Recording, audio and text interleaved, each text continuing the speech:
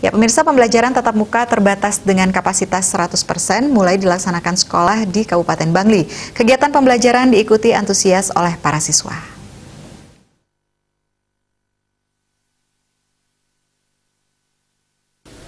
Kabid Pembinaan Pendidikan Dasar Disdikpora Kabupaten Bangli Wayan Gede Wirajaya mengaku pihaknya memantau pelaksanaan PTM di dua sekolah yakni SMP Negeri 3 Bangli dan SD Negeri 2 Bebalang.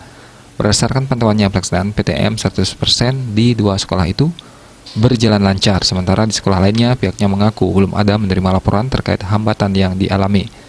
Jelas Wirajaya, dalam pelaksanaan PTM 100%, kegiatan pembelajaran di kelas maksimal dilaksanakan selama 6 jam.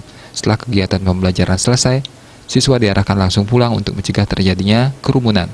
Pihaknya berharap PTM 100% bisa terus dilaksanakan sekolah-sekolah di Bangli. PTM ini juga diharapkan tidak menimbulkan klaster baru. Jika nanti muncul klaster di sekolah, maka kegiatan belajar akan dihentikan selama 2 minggu. Sementara itu, Kepala SMP 3 Bangli, Nimade Suryadini, mengatakan pelaksanaan PTM 100% disambut antusias siswanya. Menurutnya, siswanya sangat bersemangat mengikuti PTM karena sudah rindu belajar bersama seluruh teman-temannya.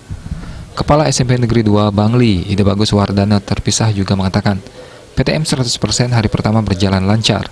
Kasek yang juga Ketua Musyawarah Kepala Sekolah MKKS SMP Kabupaten Bangli itu mengatakan bahwa PTM 100% dilaksanakan semua SMP di Bangli. Dayuswa Srina, Bali Pos melaporkan.